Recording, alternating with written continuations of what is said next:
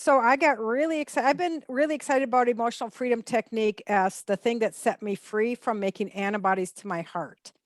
Um, Antibodies to your heart has a mind body connection. Your heart is pretty important. And I saw there was a summit on EFT that showed changes on MRIs and where the blood flows on MRI. It showed changes in the expression of DNA. It showed changes in the expression of stress, cortisol, and other hormones.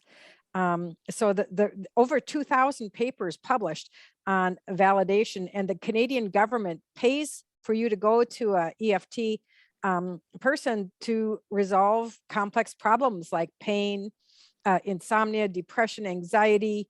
So I asked Valerie Lis, who I've known for about 20 years through the Bill Manahan Alternative Medicine Group, and she agreed to come. So I'm thrilled to have you here, Valerie.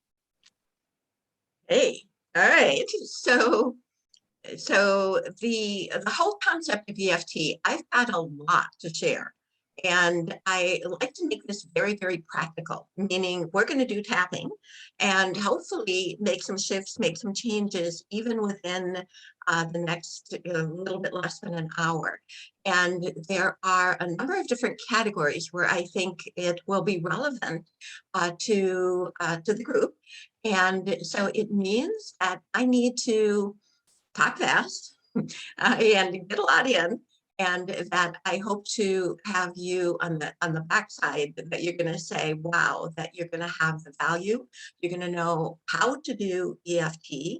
You're going to know how to use it with everything from symptoms to the emotional side, a little bit of information about insomnia, and really working from a lot of different directions.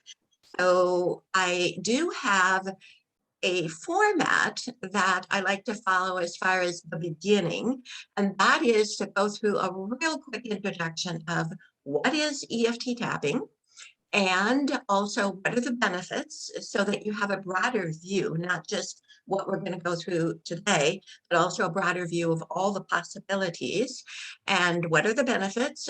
Is it credible? And Karen, I think, already answered that question with her information that she's sharing, Dr. Verkota, that it is credible, that there is a substantial amount of research. So I'll go through just a little bit of that, and then moving into the concepts.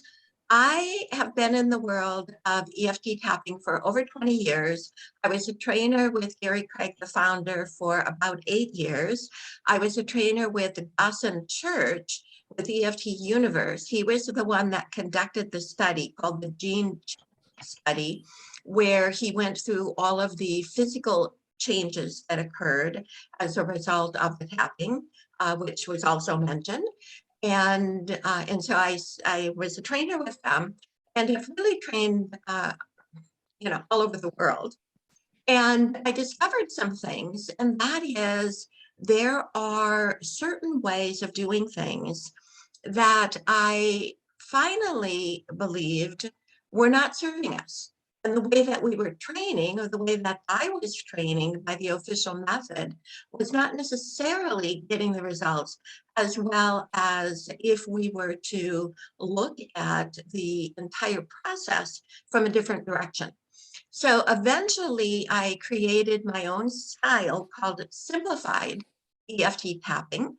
And I do believe that making it as simplified as possible is not only going to make it more effective, meaning it works, and efficient, meaning it works quickly, but it also is going to make it so that it is accessible to everyone, and that there's no need, there's a value for training and there is a value for practice, but the core concepts about how to get results, I think anyone should be able to learn them. And it's a self tool. So it means that you have the opportunity to be able to help yourself, which to me is the best part of being in the EFT community, is that it's empowering to every person who learns it. So moving from is it credible, then into what are the core concepts of the simplified EFT process, then how do we do the tapping points themselves and the process, and then the simplified EFT 3-step process on how to get results. My first book, which is now an ebook and is just going through the editing to be printed, is called Simplified EFT Tapping: How to Get Exceptional Results Every Time You Tap. And I do believe that that is possible. And if you understand how to get it to work for you, it's gonna work for you every time. So that is the beginning. Then we're going to get into the more practical side. And my hope is to go through 5 different things. So that's why I say I'm on the move here to help you to tap through. The first area we're going to tap through is the emotional component. So what does it feel like to have Lyme disease? How has it affected your life? What has happened? What limitations has it placed? How has it changed what you do and how you do things, and what's the emotional component on that? How do you feel toward your body? How do you feel toward the disease? How do you feel toward the limitations that it has placed? How do you feel about your future? So working on the emotional side is, for any health challenge, usually the first place that I go. And it is based on the concept that what we resist persists. And so if you hate having Lyme disease, or you are frustrated with it, you're angry with your body, then it's all the more challenging for your body to work at its best pace, to be able to support you in the healing process. So when you're stressed, when any of us is stressed, we cannot heal. And so that's why we want to get rid of the stress, the emotional side first. So we're going to do that first. Then we're going to move into chronic pain. It's done a little bit differently. And so I want to go through the process and get you started. Hopefully, sometimes it goes really fast, and we might have some results even yet this afternoon on the symptoms of pain. And then moving from that into working with insomnia. We'll be doing more discussion or talk or explanation on how to work with insomnia. Then we'll end the session, before we get into Q&A, end the session with a quick exercise on how to rejuvenate yourself when you feel totally exhausted, how to bring yourself up so that you have enough of an energy level, enough that the exhaustion is less comprehensive. It's not taking over your whole body, but that you've got enough energy to continue. So that exercise. And then at the very end, an exercise that can be used for depression. And I'm not saying that, that you necessarily have depression if you have Lyme disease, but it's something that can work toward the concept of what depression causes, which is, I feel heavy, uh, discouraged, overwhelmed, those types of emotional components. And it's an exercise that I developed that is pretty fast, pretty easy, and it's been one of my favorite ways to end a session, and I think you're going to enjoy it as well. So that's where we're going. Does it sound like a good agenda for the next 45 minutes or Sounds so? very ambitious. I'm excited. Let's go. Yeah. All right, sounds good. All right, so I'm going to try and keep the beginning relatively short. So if you do have any other information that you're looking for, there is so much available on the just doing a search for EFT tapping. It has become quite well known. A lot of therapists are using it. It is used in the medical field. It's also used. There are many celebrities that use it. And the World Tapping Summit, which is going on right now, I think they're on day 4, is a free summit where you can get information. There are lots of ways of learning it. I've got videos on YouTube. I also have a website. I'll give you that. It's Simplified eft.com with some blog posts and videos there, you'll discover that what everybody else is doing and what you're going to learn today is a little bit different. Right? It's not so different that you can't figure out the difference between the two. As a matter of fact, I'll describe to you the difference between the two. But I actually think that once you learn the SEFT, Simplified Eft concepts, that you'll actually have a good head start. And if you've never done it before, you'll know what to do to make it work for you. And you'll also know what other people are doing that might be slowing the process down. So what is EFT? It's a self tool where you tap on specified points while tuned in to a specific thought or memory or emotional response. So you're tuned into something and then you tap. And it's based on the principles of acupuncture or acupressure, acupuncture with needles, acupressure with fingertips. And they come from the field of traditional Chinese medicine. The process was initially discovered by Dr. Roger Callahan, who created thought field therapy, and then Gary Craig, who came in and created this simplified version of thought field therapy and named it EFT. It's actually emotional freedom techniques with an S at the end, plural, and it is also labeled EFT. Most people take the more general description and just call it tapping or EFT tapping. And it is not only effective on a lot of different areas, but in many circumstances, the results are permanent. So the biggest things are, in most cases, it works very fast, sometimes in minutes.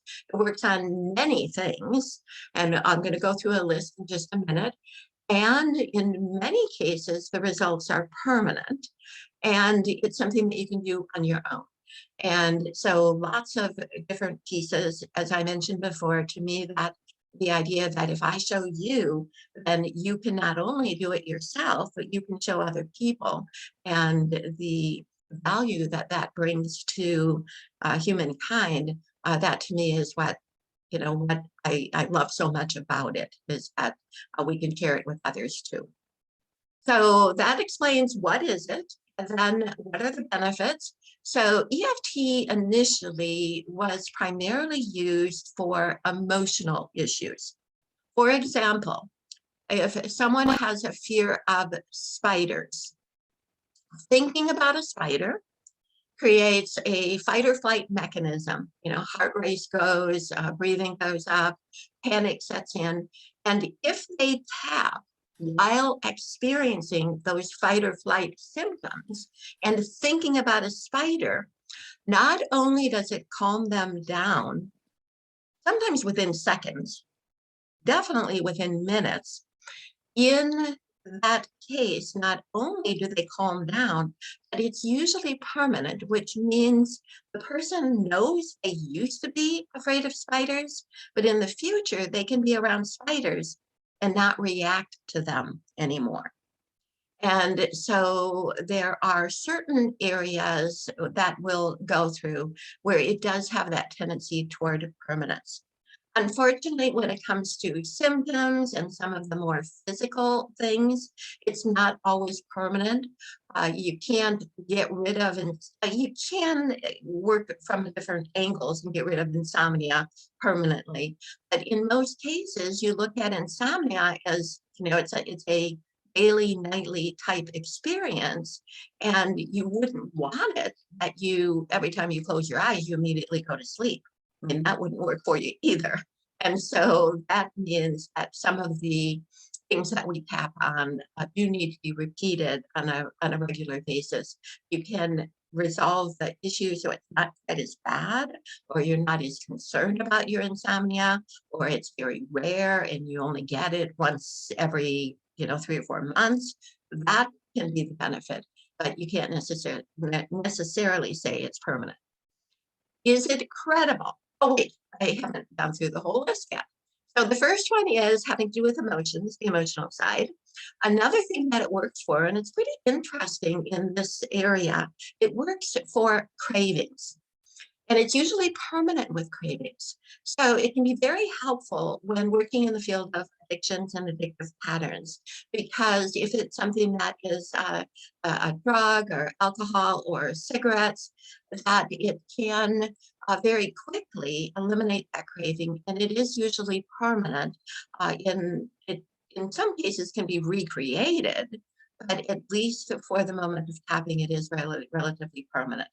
It can also expand to things such as food cravings. So it could be ice cream or potato chips or French fries or chocolate chip cookies or chocolate.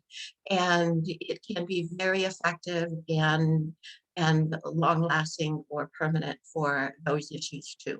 So that's an interesting use of EFT. Another way that it can be used is for PTSD trauma and is extremely effective in that use and is usually permanent.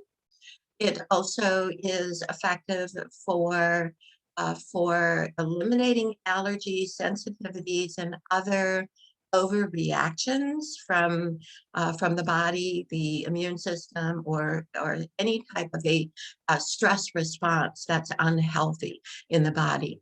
I have specialized in that, and in the last 20 years, I have helped those clients who have had all different types of glucose intolerance, lactose intolerance, any type of food allergies, as well as seasonal allergies in cats and dogs and dust. And I understand in your group, mold is a biggie. And there are some contraindications with the process for working with the EFT for allergies. And so it's something that I don't share as easily as some of the other techniques, but I would be open to doing another workshop and just showing how to work with the mold at a different time. So we can't do that today, but it is very effective for that in that area. Another one we will be working with today is chronic pain. And when I first started out, thought that it was only so-so in working with pain, and I wasn't really gung-ho. But now that I've fine-tuned the way of working with pain, I have had dramatic results. It's not been 100%, but it's been pretty darn close to it. I can actually name a few exceptions where it didn't work. And it's usually someone, for example, that is maybe suffering from dementia and can't focus in the way that we need the client to focus, or there may be just another reason why it's not working. But as far as a success story, I had a client, and this is an extreme example. I'll be the first to say I'm as shocked as anyone else, but I'll tell you that this is how well it works. I had a woman who was in her 80s. She was in a wheelchair. She had not been she could stand up, so she could get out of her wheelchair, stand up, and then lay into her bed. But if she did any of that, she was in so much pain that she was screaming and had to immediately sit back down again. So we talked for 1 hour. And at the end of 1 hour, she in her younger life had been a ballerina. She was an 80-year-old woman in the middle of her kitchen floor on her tippy toes, dancing. And so it absolutely can be done, even when, I will very often have those that will say, well, my doctor said that I must have this pain, and then there's a reason for it, because it's a slip disc, or because, you have Lyme disease and it's impossible to get rid of it. And I don't know why. I don't know why. But I do see that even when it's impossible, that it has a tendency to work. And so it's absolutely worthwhile to try. And I'm going to at least give you the whole basics of being able to work with you on that today. We won't have enough time because usually in a 1-hour session, I would say about 80% of my clients are pain-free at the end of the session. And the remaining 20% have reduced their pain to such a low degree that I believe if they just kept on tapping, it's like a 2 maybe, that if they just kept on tapping for the next 10 or 15 minutes, they would be able to get it to a 0 as well. So we don't have enough time to get you from wherever you are now to 0, but we have enough time to get you started. So chronic pain is another way it's used. Moving into, is it credible? As Dr. Verschoda had said, that we are blessed with lots of research that supports its use. There are, I know it's 5 at least, there may even be more meta-analysis. And a meta-analysis is a study of studies and considered to be very, very credible. And so we have numerous meta-analyses that have been done as well. It is also through the American Psychological Association, the APA Division 12 criteria. It is evidence-based practice in a number of categories. It's evidence-based practice for phobias and fears, for PTSD trauma, for depression, for generalized anxiety, and I missed one. Oh, phobias and fears, PTSD trauma. Yeah, I missed one. There's 5 of them. Depression. So, and generalized anxiety. So it is evidence-based practice. So basically, what does that mean? It works, and it's been shown clinically that it works.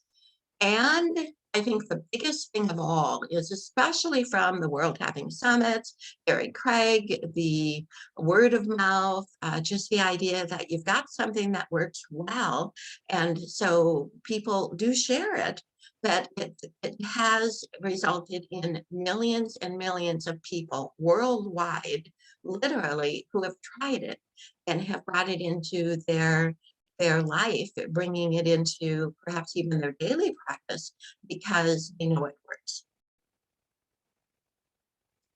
So next one on the agenda is so I went through what is it, what are the benefits, why do you want to learn about it, is it credible?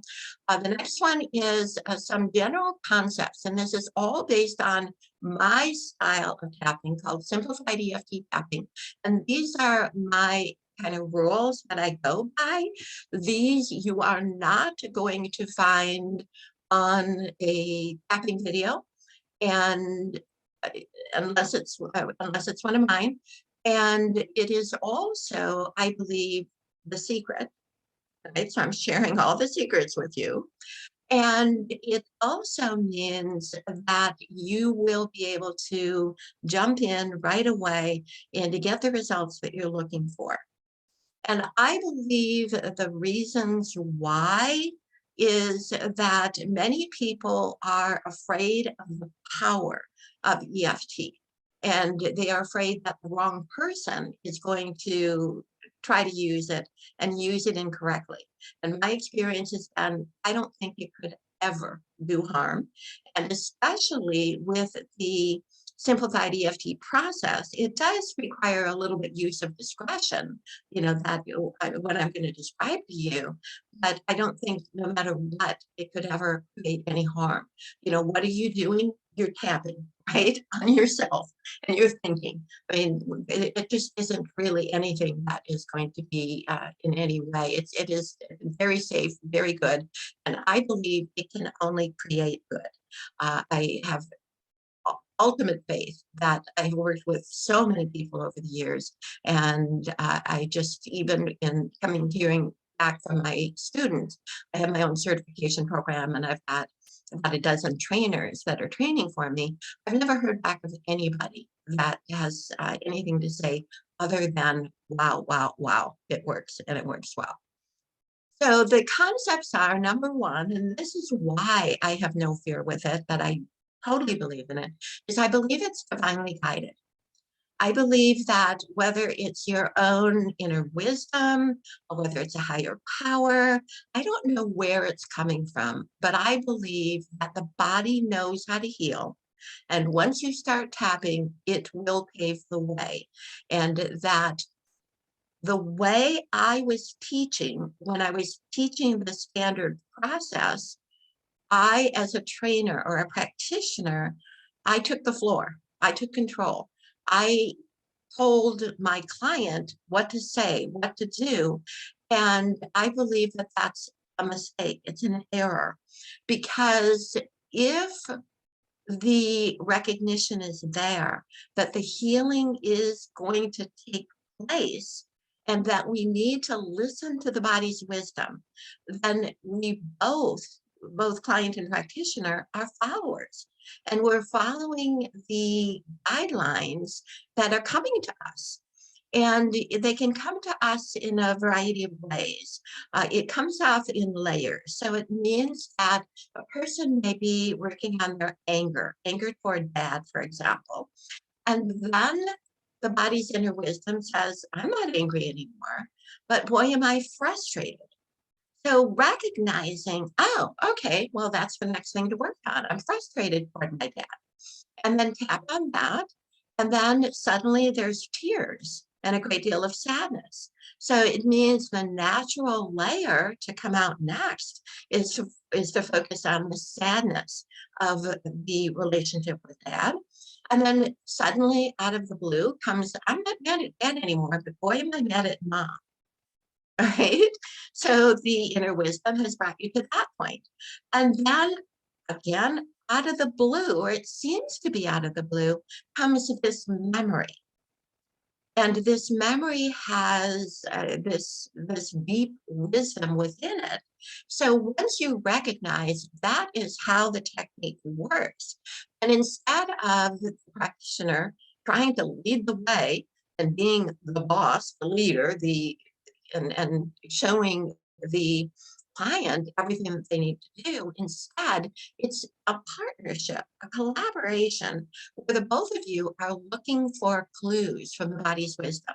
Where is the body's wisdom going to lead us? So that's concept number one. It's really changing the way you're looking at the process and always looking for what gems are going to come up in this tapping session, and how is that gem going to lead us to our best result. The second concept that we work with is that EFT does not work on the memory of the thought itself. It might have a minimal effect, maybe the memory is a little bit more distant, but in general, what it works on is the physical response associated with the memory or thought. That physical response, for example, if you are afraid of spiders, the physical response is the heart is racing, breathing goes up, fight or flight, panic. And the tapping immediately brings that physical response to a deep state of relaxation. So the memory of the thought is there. So if you're still thinking about spiders, you're thinking about spiders, or looking at a picture of a spider. That hasn't really changed, but it's the reaction to the memory or thought that shifts or changes.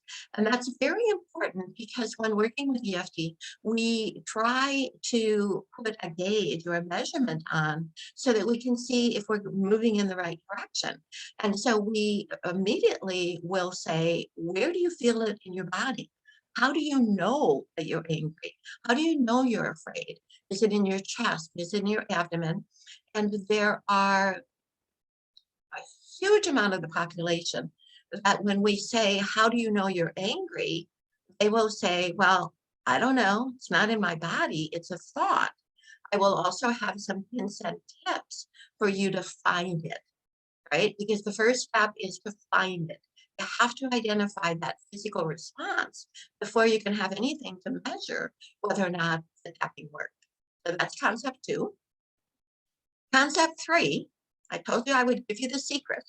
This is the secret, And I'm not aware of anybody else that says this so directly. And that is, you need emotion. You must have emotion. And the more emotional you are, the better and faster it will work. My joke is that what I do for a living is I make people cry. And that's the role that I play, is to help my client to get more emotional. So that if they're more emotional, then we're going to have more profound results. So it's all backwards world. And that's the part that if you look at the training process, standard EFT, they are, in most cases, trying to keep you calm.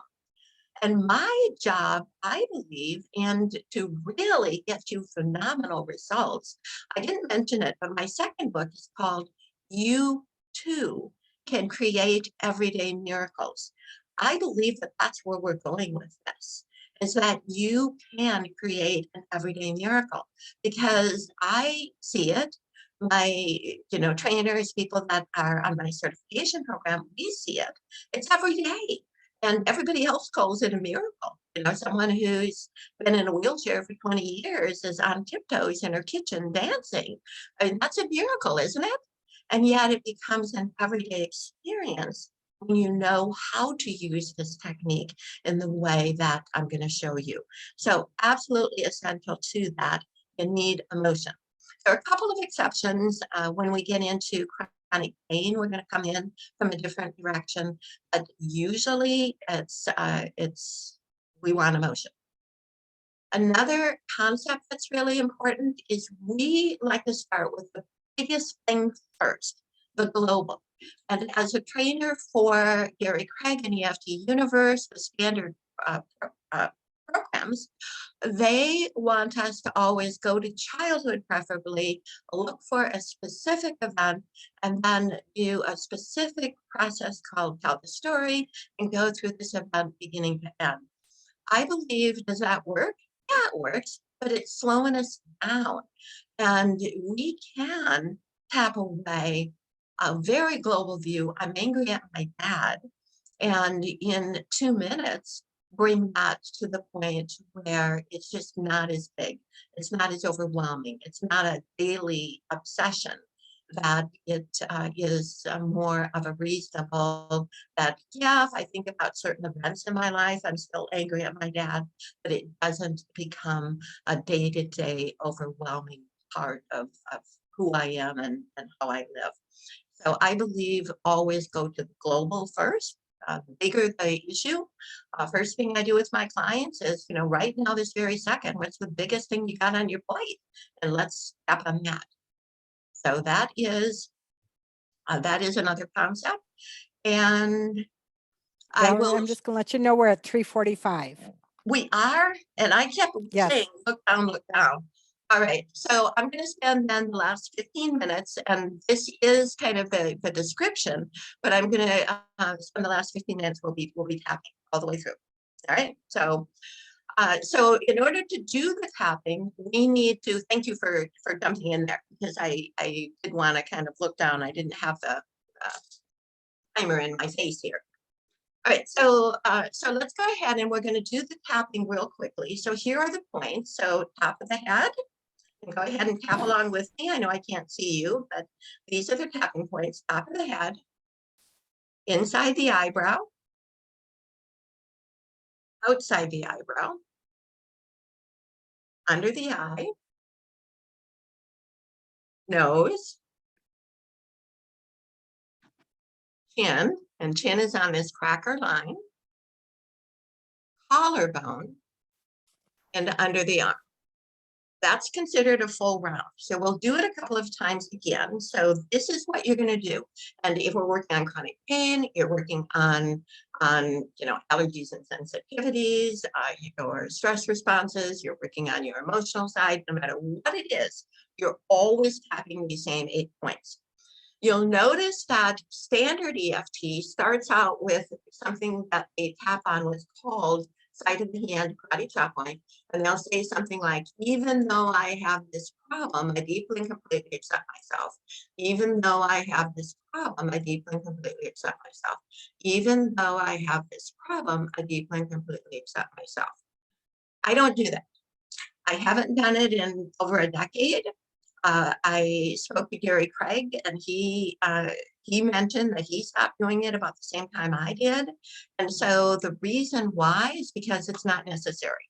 A lot of people like it. They like the positive phrases. So you can do it if you want, but recognize it's not leading you toward the results you're looking for, that it's not necessary.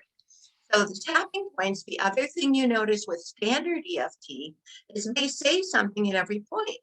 You know, this fear of spiders, fear of spiders. I have this fear of spiders. I have this fear of spiders. They may be led by their practitioner, or they're saying it on their own, fear of spiders. My view is this: if, which I believe is true, it's all about the emotion. If you're saying something at every tapping point, you're putting yourself into the cognitive level. It's a different conscious, right? Conscious versus the subconscious. And you need to be in your feeling space. So I actually think in most cases, words are a diversion. Words are actually going to take you away from the results you want. Go back again to fear of spiders. And if a person is in a panic, they're thinking about spiders and they're just, right, they're in a panic, they need to tap right then and there. And if they now have to follow a practitioner, nice calm voice, they're tapping on and saying fear of spiders, it's taking them away from being in their feeling space. So most of what we do is in silence. You're going to see there are exceptions. And so when we get into what we do for getting out of exhaustion, or what we do for depression, that we do say words out loud, but it's not, as Gary Craig describes it, as a reminder phrase. We're saying it out loud to increase our charge, to make us more emotional, right? You know, if you say, I'm so mad at Bill, right? And you whisper it, if you say it in your head, it doesn't have anywhere near as much anger. If you say, I am so angry at Bill, right? And there's a value for saying things out loud, but only in certain cases. All right, so that's our process, mainly tapping in silence. So number one is we're going to work on the emotional side of what you're feeling with what you have. So is it, I hate Lyme disease, I hate my body, or is it is so frustrating, or is it just makes me sad, it's so depressing, it's discouraging, it is ruined my life, whatever it is, pick one, just one emotion to start out with, and start tapping. So let's say it's, you know, I'm angry at my body for betraying me, all right? You don't have to say that out loud, but think it and feel it. You know, feel the anger, let it rise.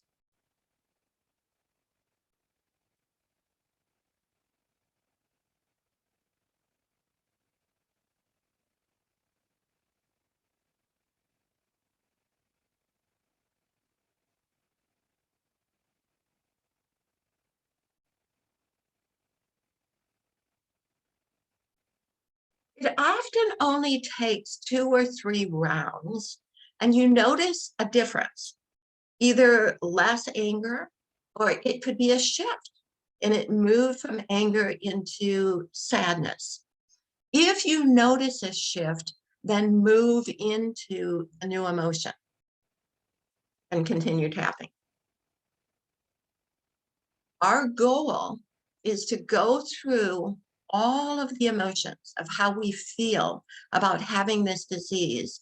And when you can finally think the thought that I don't care, right? I can live with it. I'll deal with it. That if I had this disease, it got worse, it attacked me from every angle, every symptom got worse, and nothing helped, nothing worked. and I learned EFT. That didn't help. There's no escape. And you can finally say, oh, well, whatever. That's what we're looking for. Because the theory is what we resist persists. If you are reactive, if you're resistant, what we resist persists. And if you're fighting it, it's just all that much harder for your body to just do its job. And it's making you tense. All of these emotional responses are making you tense. So tap until it's clear. I do have a regular EFT. It's a simplified EFT protocol to share with anything emotional. And that is step one, get emotional. I mean, that is the whole core to everything we do. Step two, once you're emotional, immediately tap and keep tapping until you're relatively calm. And then when you're relatively calm, evaluate. So what's going on now? Is it a whole new memory? Or is it a new emotion? What shifted, what changed? Evaluate it, and then figure out what you're going to do next and get emotional about that.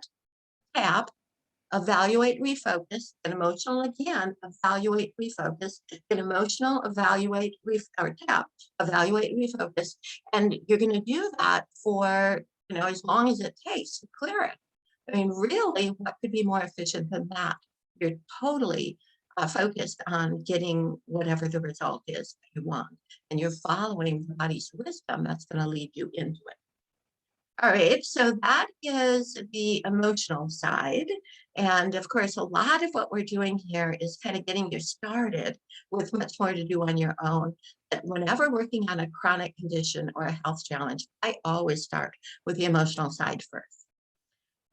One of the things where most of my clients come in is because they can't get emotional. And if you need to be emotional and you have problems getting emotional, then what are you going to do? How are you going to do this? How are you going to get results? And so I do have certain tools that I use, simplified EFT tools. One of those is called a worst case scenario.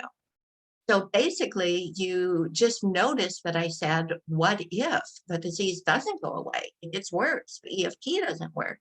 Allow yourself to catastrophize and then tap, because very often it's catastrophizing that will bring the emotions. Another thing that you can do is to look at a different place.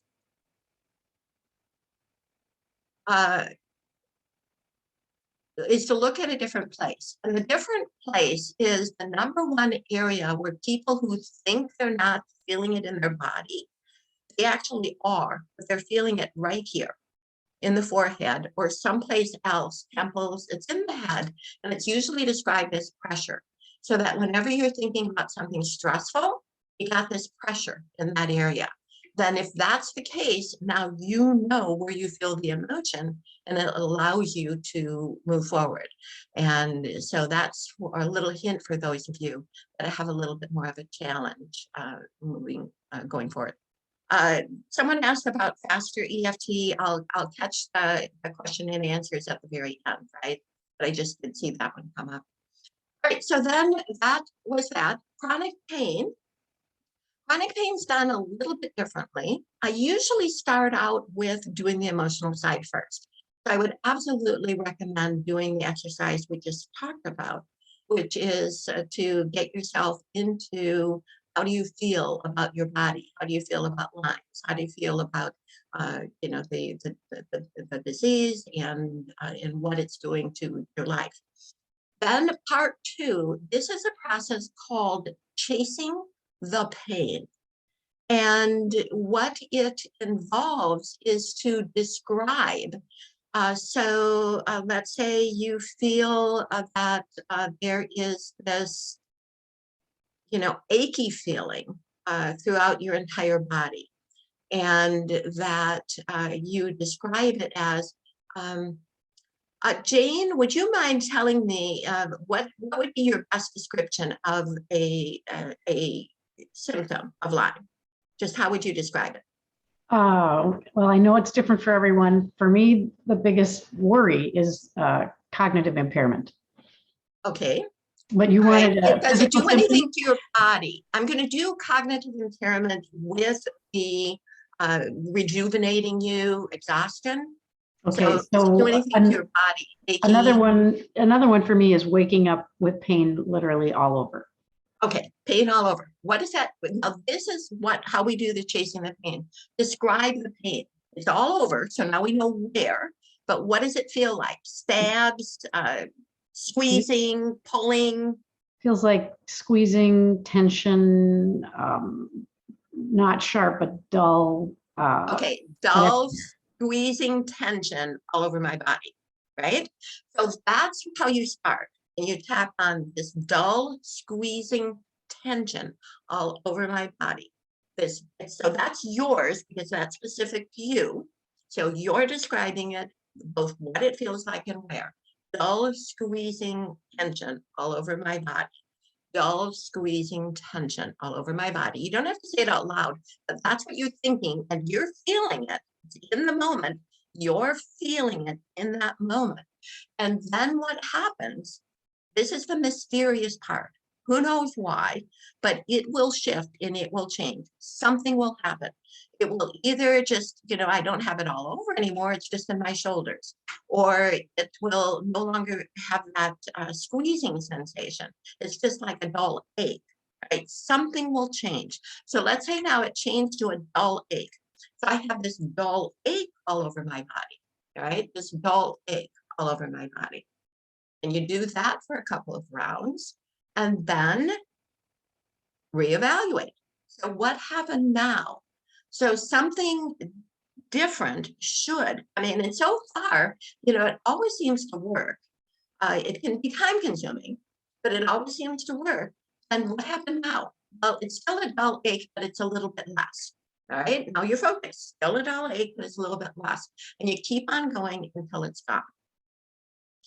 Sometimes at the end, you could have a lack of range of movement. You just feel kind of stiff. You can work that in there too. All right. Sometimes people will say they have like a ghost of pain. So that will work as well. All right. So that is it with chasing the pain, working with chronic pain. We've got insomnia next. So just a couple of kind of hints with insomnia. If you tap on a regular basis, you are learning how to be more relaxed and get rid of those worries. So that is good. And so that's a hint number one is just bring EFT tapping into your regular life. Hint number two is before you go to sleep, do some tapping and make sure that you go through your day and anything you think might come up, anything that you might be worried about, try to neutralize it right then and there. And hint number three is if you wake up in the middle of the night, if you can't sleep, then rather than waking up and now using your hand and tapping on these points, instead what you're going to do is tap in your mind. All right. So you're not physically moving your arm, but you're imagining in your mind that you're tapping on the top of your head and you can feel that tap. And you're imagining in your mind, you're tapping on the inside of the eyebrow and you're taking it nice and slow, imagining the entire tapping process. And if you've been tapping for a while, the body does respond to this. And you're less likely to wake yourself up by all this physical movement, and that you can also get. Can you also just rub the points? Can you rub instead of Yeah, tapping you them? can. You can, but you're still doing the same thing by rubbing. Is you're moving, and it's the movement that is going to wake you back up again. And so, if you do it in your head, then you're not really moving, and that is it works real well. But yeah, you could do the rubbing too. All right, so we've got two more left. So I'm going to take you through both exercises, and we'll be in and done pretty close to the scheduled time. So this is for either cognitive issues or just the idea of a pure exhaustion, and to be able to turn yourself around as to how you feel. So tap along with me. There's 3 parts. It's called, which has been around for a while, the choices method. And we're going to go 3 parts. Part 1 is the negative or the problem. Part 2 is the transition. And part 3 is the desired outcome. So we start out with, and we're going to work on just the exhaustion, and then I'll say how you change it for cognitive impairment. So I'm so exhausted. I'm so tired, and this does help if you say it out loud. I can't stay awake. I have so much fatigue. I am wiped out. I'm just so tired. I can't even think straight. I'm so tired. I'm exhausted. So 1 round of the problem and then transition. But things are turning around. I am feeling better. I'm feeling better every minute. I'm starting to wake up now. I'm starting to get re-energized. This is really working. I can see it's happening. I'm getting so much more energy. All right, so that's a transition, kind of moving in that direction. And we end with a very strong, positive, exaggerated, that this is how I feel. I am wide awake, fully energized, full of vitality. I feel so good. I feel phenomenal. I can't believe how good I feel. I am so energized. I feel so good. All right. And if you did tap along, you may see the difference already, that it can shift you from fatigue into energy.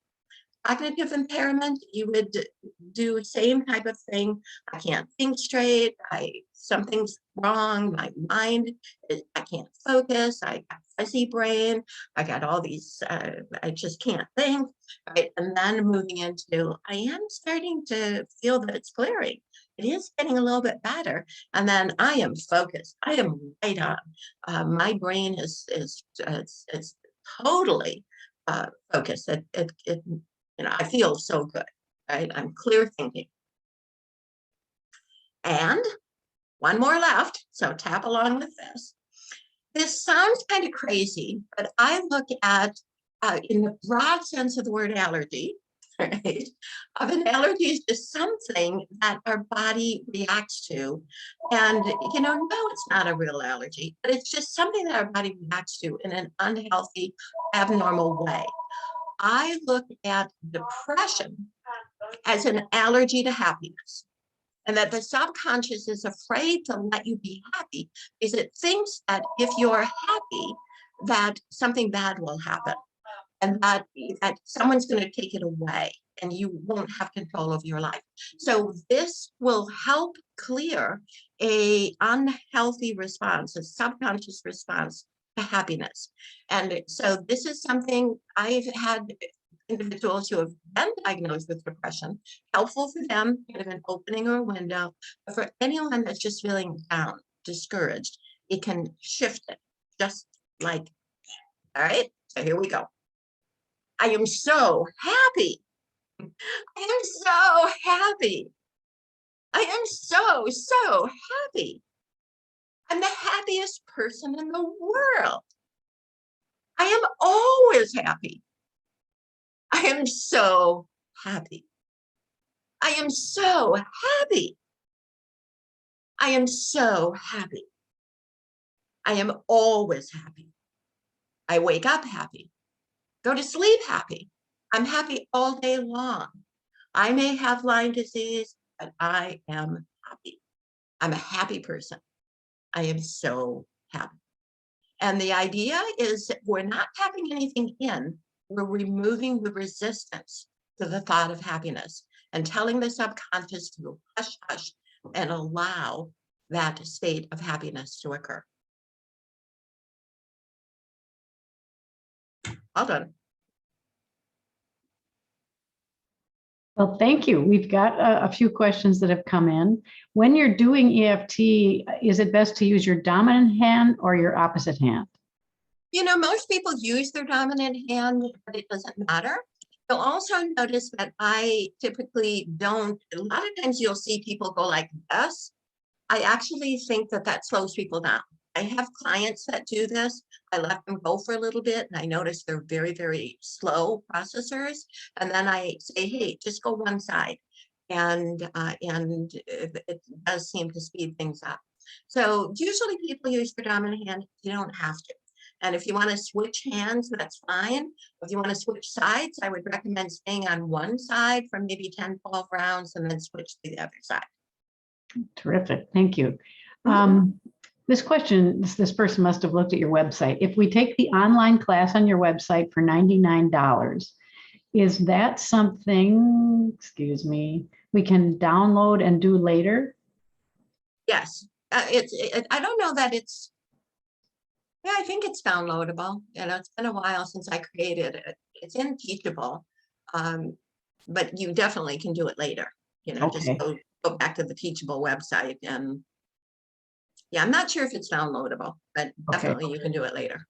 And then It's if you, a series of videos. I think there's 8 videos, maybe 10, something like that. so if you download it and pay for it, can you then have access to it? This person Yes. asked, can we have access to it forever? Okay, awesome. What is the difference between EFT and faster EFT? Faster EFT was created by another person, Robert Smith.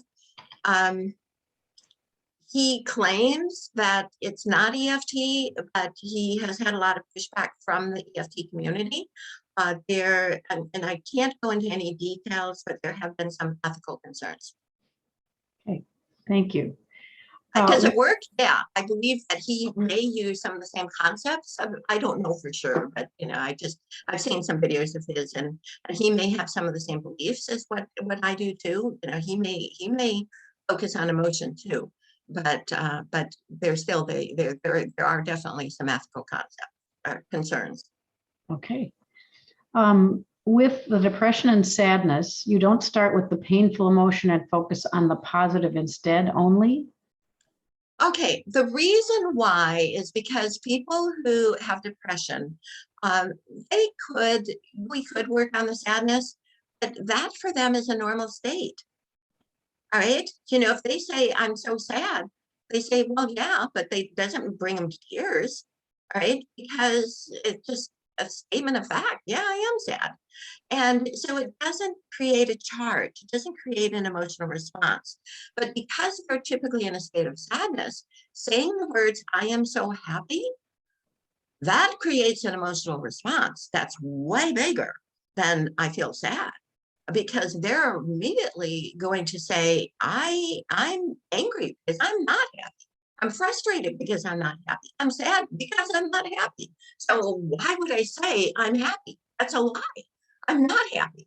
And I'm very emotional about not being happy. So you can see that that's what gets them going. And so whichever it is, I am of the belief it's not whether it's negative or positive, which one carries a charge, which one gets your heart racing, and which one do you respond to? That's the one that you use. And you only need to say it out loud if the words themselves are charged. Mhm. Okay. All right. Where can we find out more about EFT and where can we find your information?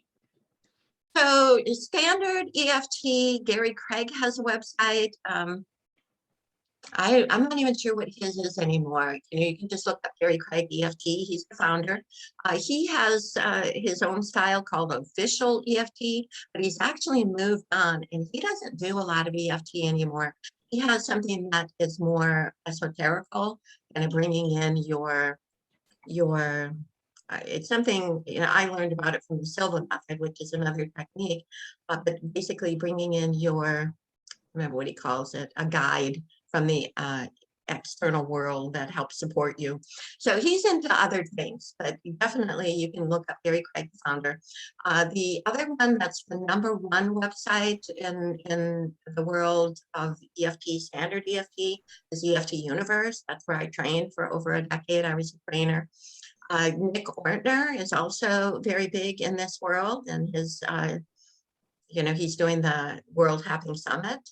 So you could look up Tapping Summit or Nick Ortner. Mine is simplifiedeft.com. And that should be the answer, right, to the question you're looking for? Right, exactly. I have a question about when working on past trauma, and you kind of mentioned this when you're talking about the dad and the anger and then moved on to the mom. Do you start with a memory or do you start with the emotion when you're dealing with trauma from the past? So if you're doing standard EFT, then Gary Craig would say you always go back to a specific event, usually from childhood, because that's where things were created initially. So you're going back to the whole core, and then you tap on telling the story. Basically, you're describing what happened and everything that creates emotion through that event.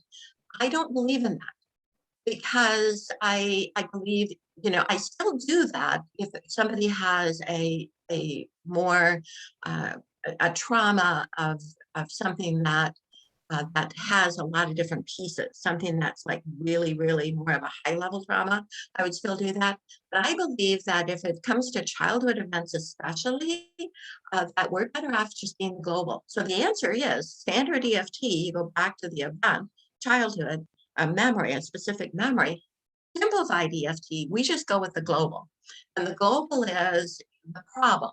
So the problem is, I'm angry at my dad, right? And then, so how does that make you feel? How do you know you feel that way? Where you're feeling it in your body? And then tap. Oh, very good. But Thank you. the problem with that isn't if somebody's had a severe trauma like sexual trauma or physical trauma, that they dissociate, that they don't even know, they don't have the slightest Mhm. idea what they're feeling. And thank you for bringing that up, because there is a concern, and that is, why the field of EFT has been so cautious with this, is that especially with severe PTSD, there is that concern with disassociation, and that the last thing you would want to do is to have somebody go back to recreate that event in their mind, both because they may not be able to remember it, but if they can remember it, that is too traumatic and it can have too extreme of a response on them. And so thank you for bringing that up. Definitely with working with trauma, that there is an absolute concern, and that you don't want to be doing it on yourself and without having a support system there. And you definitely need to be more that you're working with a professional, you're working with somebody that knows what they're doing. So yes, and I should have mentioned that really in the very beginning as well, that this is even with the simplified EFT process, it's good for standard stuff. But when we get into something that is very severe, life-threatening, or something that is what we would call the biggies in life, we don't want to go there. It just is not. So what a personal EFT, if you went with a coach, an EFT coach, how would that be different than just tapping yourself? Because very often, now it depends too, because even if you look at EFT, the whole world of EFT is not licensed, and there are no standards. And with EFT Universe, I was a mentor and a trainer, and someone who worked with students to get them certified. Right. So if somebody is certified in EFT, at least they've gone through training. If they are a licensed in the mental health field, that they know how to do standard working with standard processes for PTSD. There are many of them that have brought EFT in, but they don't know what they're doing. And so the ideal solution would be to find someone who is licensed in EFT. Licensed as a mental health therapist, and also certified in EFT, because then they have the best of both worlds. But it really means that you need to really check the credentials of the person that you're working with. And for the record, in full transparency, I am not a licensed mental health. I'm not licensed. And I started in the very beginning, 20 plus years ago. I was a part of the studies working with war trauma. And so, even when I'm saying that you should find someone who's licensed in mental health, that's not a part of my background. And at the same time, I've learned how to use the appropriate caution and how to use this tool in a way that is safe. And I've trained hundreds, perhaps even thousands of those that are licensed in the mental health field. And so it is a caution for specifically for PTSD and severe trauma. Thank you. One more question here that's come in. If you have any other questions, please put them in the chat quickly. The last one that I've seen is, which method do you use for allergies and histamine responses? I can't give you the protocol. And the reason why is because it absolutely does have some contraindications, negative side effects. It could cause problems if somebody has a severe allergy. And so I don't want to be flippant. I don't want to just, here's the protocol, and then to live with the possibility that someone might not understand the concerns and that somebody might be harmed from it. So for that reason, it is, it is a pretty simple protocol. It's not very complicated at all, but I don't like to share it. Unless I have the opportunity as well to say, to prevent this from happening, a severe allergic response that could be life-threatening, to prevent that, do this, this, and this, right? And so it just requires more time. And so I don't like to throw it out there without being able to. But describe also, a it little wouldn't more. be harmful if someone was having an allergic response or Herc's reaction, that they No, could just as a tap matter through of the fact, points? I have seen asthma attacks. I've seen allergies. There was actually, they caught it on TV. It was a live TV show, I think in Australia. Well, someone was, they got stung by a bee, and they had a, very high level response to the bee. And what did they do? They started tapping. Another example is a woman, they poured it on her, she was having hives, and and it was because of something in the water that they were pouring on her skin, and they showed that the tapping made the hives go away in real time. So why not tap? I mean, it's certainly not going to hurt, and it could end up in some ways save a life. Especially where it comes to my history is with asthma, and I try to get away from the source of whatever it is. But to tap is yeah, you want to keep your EpiPen or whatever it is that you're gonna do as well, but it can be a very good first aid mechanism as well. So there's nothing wrong with it. I just don't want to share that and say, here, do this, and then somebody ends up endangered because they trusted me that I don't need my EpiPen anymore. I'm just going to tap if I ever have an exposure, and then the tapping isn't enough. So The last question is actually more of a comment. I believe this works similar to EMDR, and Reiki energy healing can help as well. Any yes, comments on that? EMDR and EFT, as far as the ultimate results, are very similar as far as it does not change the memory of the thought. It eliminates the stress response associated with that memory or thought.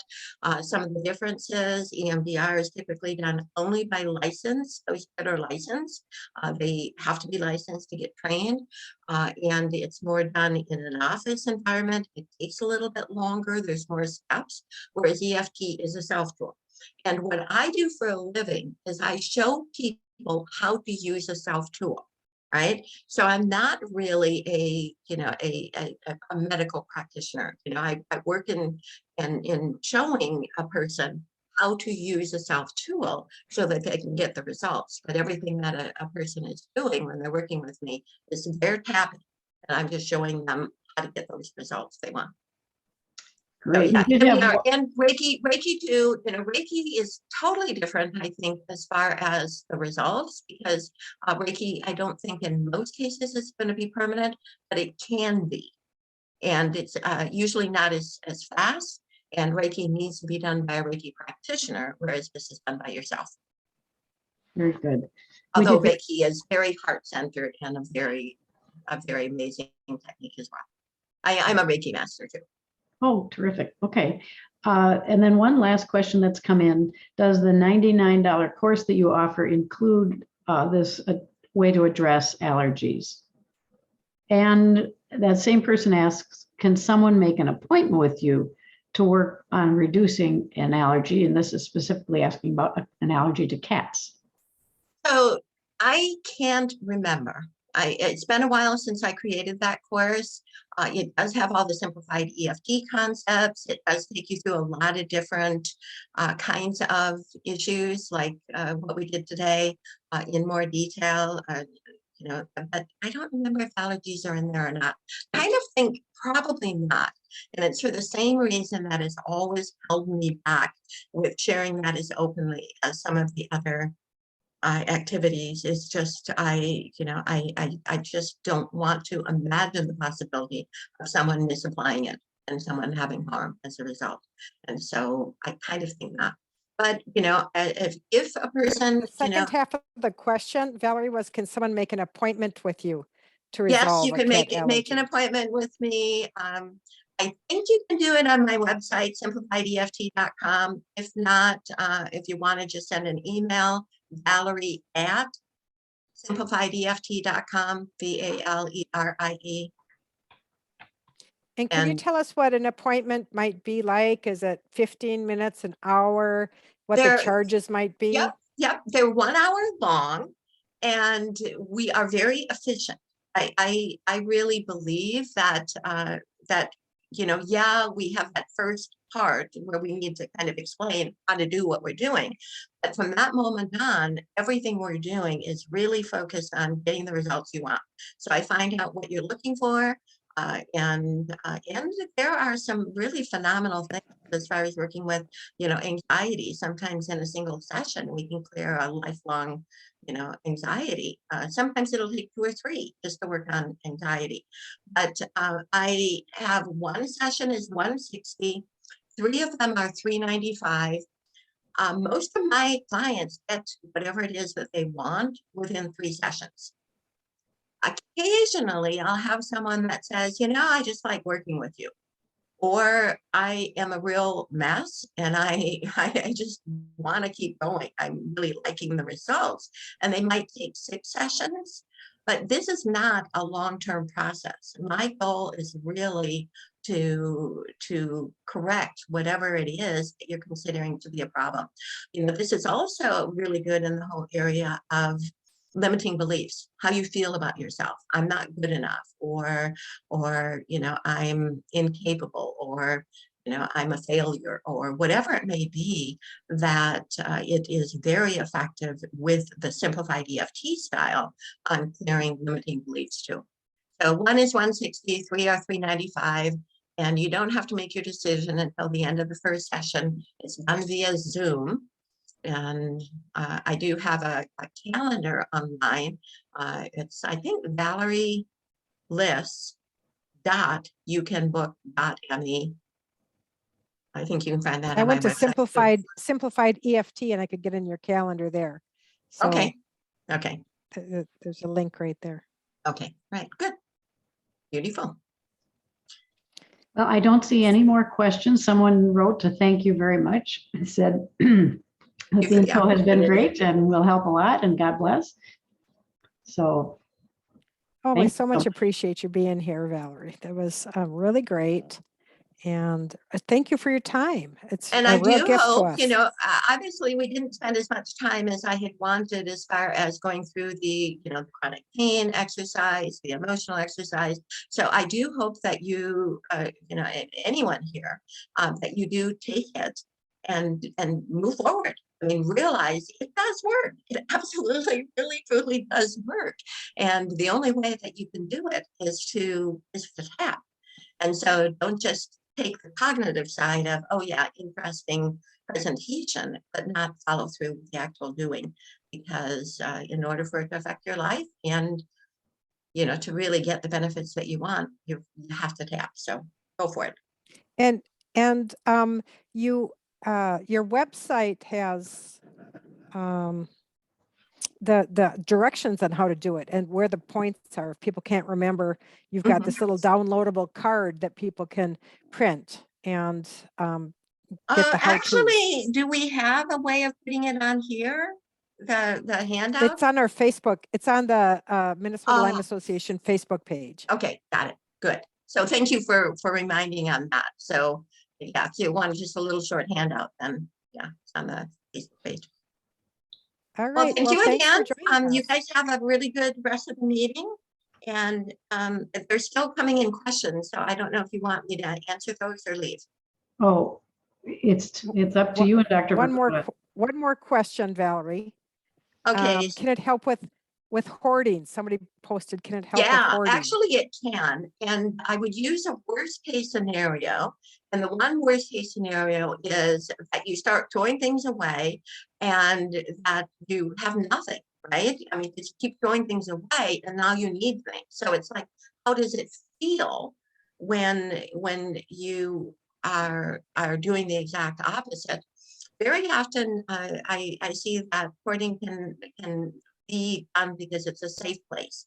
You know, these are my things and my things show that I am a worthwhile person.